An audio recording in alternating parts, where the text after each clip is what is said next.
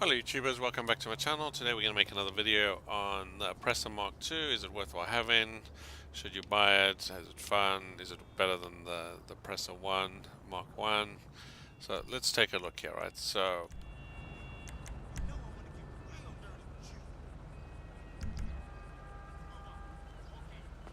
I think if you have the cash, then definitely it's worthwhile getting. I never liked the Oppressor 1 at all. It was kind of fun in the mission.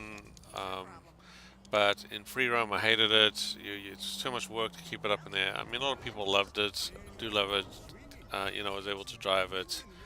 I just wasn't really good at it, so I never particularly cared for it, right?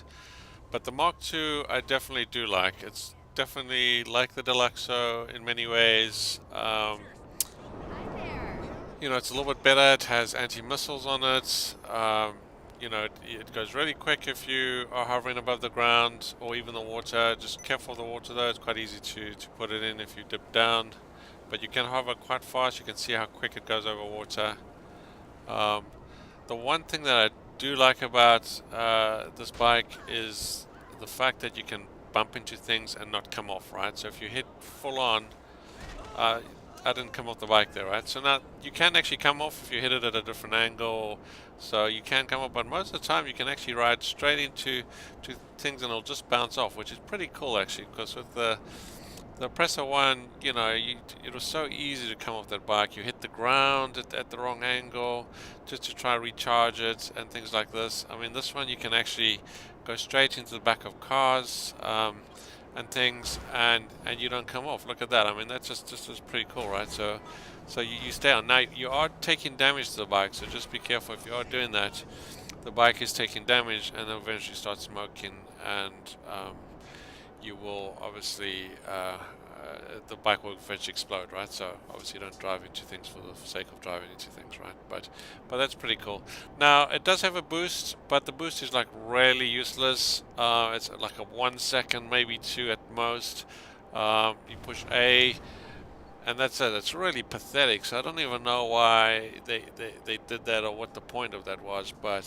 And also to recharge it, you have to come stationary, right? But I guess it has its uses. One of those uses is you can go up the sides of buildings. Maybe that's kind of the idea there is, you go towards a building and then you go boost up it or something and then you can turn around. And you can do kind of a flip type thing. So I don't quite understand it, but it's not bad. But yeah, I mean it's pretty expensive. Now you can buy it without a nightclub or a terabyte, but obviously to upgrade the bike with missiles, you need a terabyte and a nightclub. So it does become a really expensive proposition if you don't have a nightclub and a terabyte. You're looking at quite a bit of money to buy either one of those. Plus you need the vehicle workshop, which isn't too expensive in the terabyte, but it is another like 500k. So, but if you just wanted the bike, which comes with just standard minigun on the front, you can buy it without a nightclub. You also, if you do the missions with a friend or somebody else, you do 5 client missions, the trade price will get unlocked. So just keep that in mind as well. If you wanted to get the trade price, you can. You just need to find somebody that's willing to do the 5 missions with you, and I'm pretty sure that's probably easy to do. Normally, you need to be the host of whatever the DLC is of like the heist in this, if you want to unlock the prize. But this case, you can just do it with a friend. So I did that. My second character joined me when I did the first client 5 mission. Now they have to be there's 5 client missions, and let me show you that quickly. They have to be the 5 client missions to unlock it. There are some extra missions that I don't think count towards that, and let me show you what I mean by that quickly.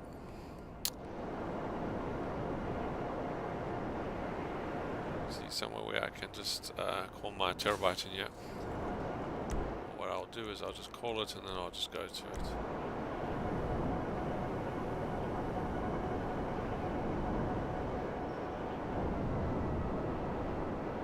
Now it does look like I'm going a little bit slower because I hit a few cars and stuff, so it does look like you will slow down. Now the one thing I don't like is to get to the ground, you kind of have to angle it, and it takes a while to get down. You can't kind of just hit like your left trigger, but it's a little Okay, so let's go into the truck here.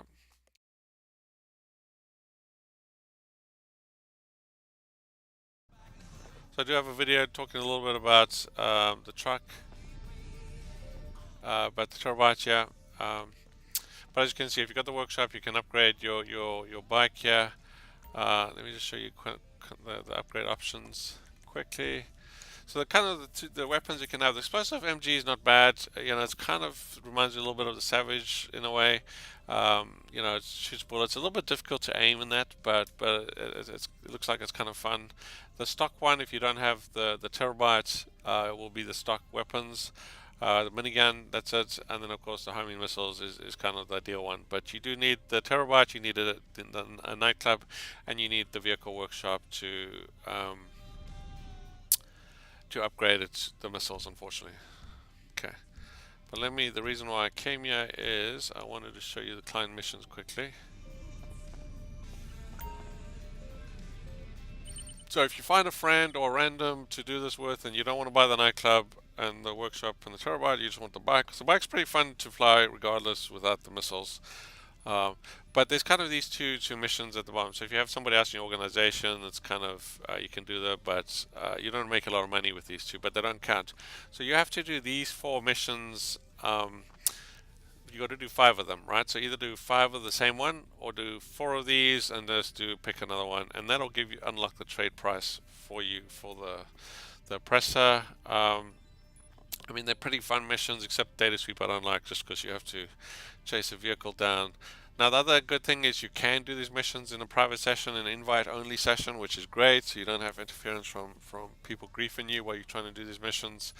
They are pretty fun to do anyway, right? So, but the bike itself costs, if you do get the trade price, it's about 2.9 million.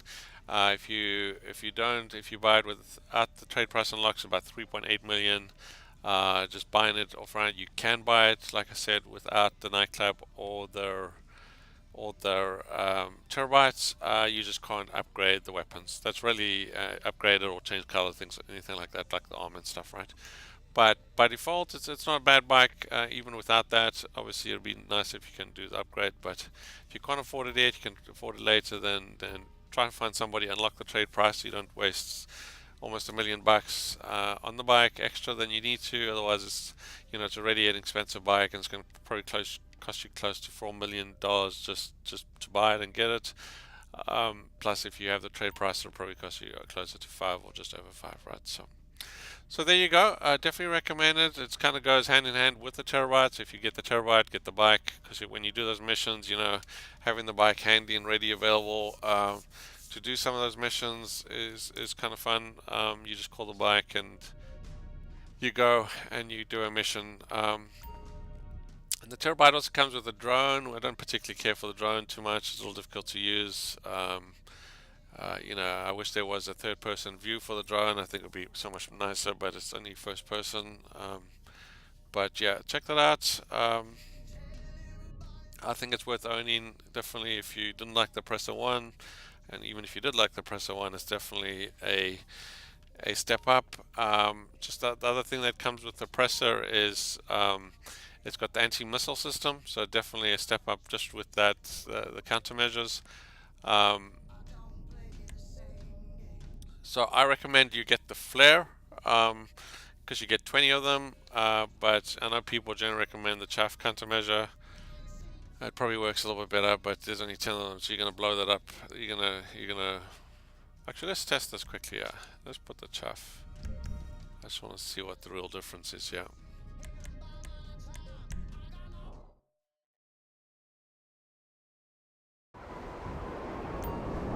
So I've got the chaff. Yeah, maybe the chaff works better, but yeah, I definitely still recommend the flare. I think I don't know. Someone can comment in the comment section why the chaff is ultimately so much better. But yeah, people generally recommend chaff, I think, versus the flares. But you do get 20 flares versus 10 chaff, and obviously there's a reason around that why Rockstar decided to give it. So it's obviously better. But I can see you running out of chaff pretty quick.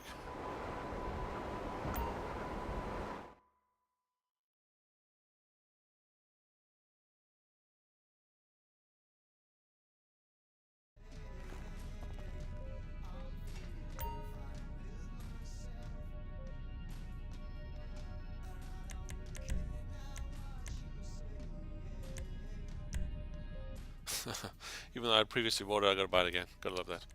So it does come with library, different, the same standard library, nothing extra or fancy. You would think they would come with a different library by now, but it's all kind of the same crap. Standard engine stuff. Nothing really different other than got the weapons, and then the countermeasures, and then the armor is pretty standard stuff. So there you go.